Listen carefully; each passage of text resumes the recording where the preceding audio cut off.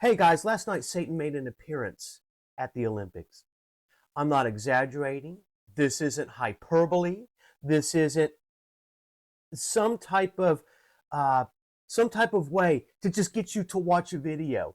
No, and a matter of fact, I do want you to watch the video. I want you to be shaken to your core if you're a Christian right now, because so many of us don't even know what's going on in our culture. So, how did Satan show up at the Olympics last night? Well, let's go through just a couple of brief examples. This is going to be a short video today, but I just need you to understand what is going on and how the days are growing darker, because it is time for light to expose the darkness. It is time for us as Christians to rise up and take our place as the men and women that God called us to be if we are truly His disciples, if we're truly His children. So, uh, there was a representation of the Last Supper. I mean, look at this image. Just look at the detestableness of this. It's not that the Last Supper or Michelangelo's painting was in particular God ordained, so to speak, but this is a mockery.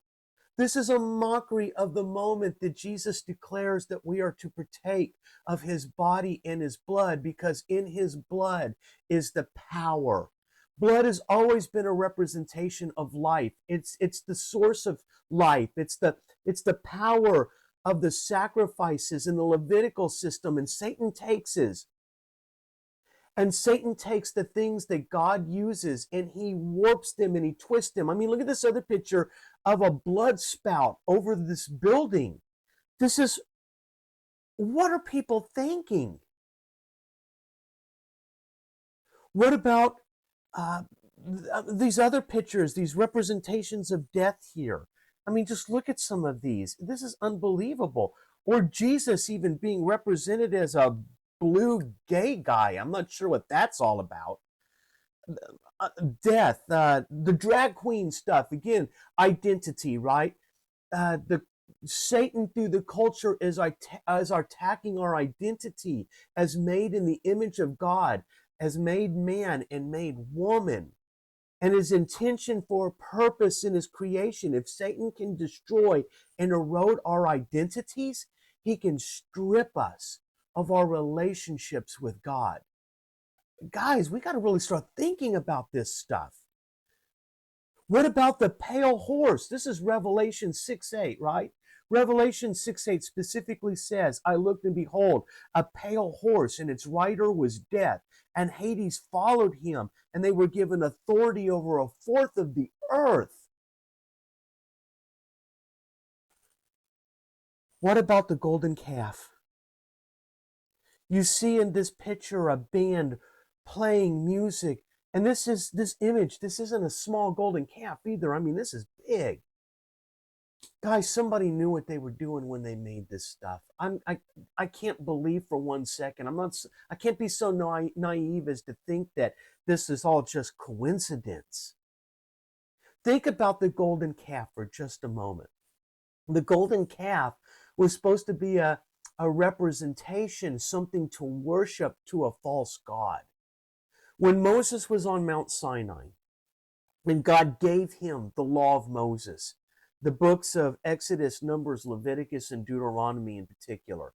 When God gives him the law, while Moses is up there, think about this. The first two of the 10 commandments that God gives, first is, you shall not worship any other God but me.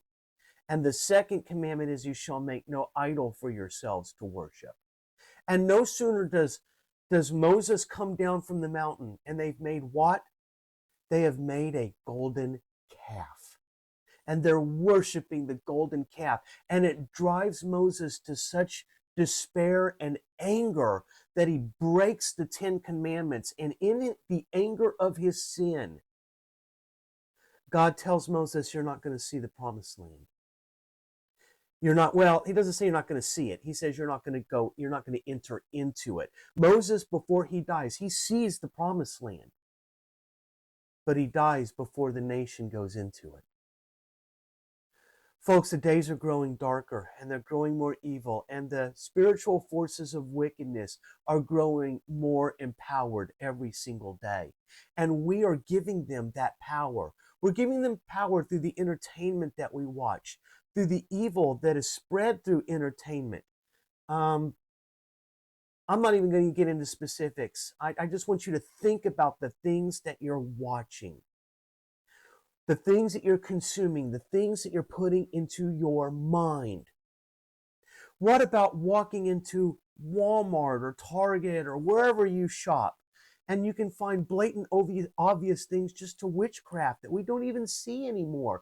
It's right there in front of our faces, and we don't even see it. The tarot cards, the Ouija boards, the gems and stones that are used to be dedicated to um, to access the spiritual realm.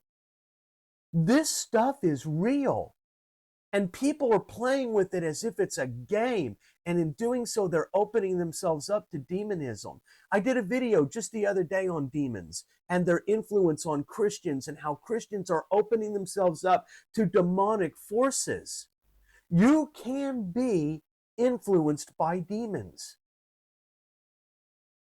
if you practice the wrong things, if you do the wrong things. So, brothers and sisters, what do you think? Leave a comment below. I'd love to hear your thoughts on this. I just wanted to jump in and just do this piece on the Olympics last night, just to show and expose to you how the days are growing darker. What do you think? Leave a comment below. I want to hear your thoughts.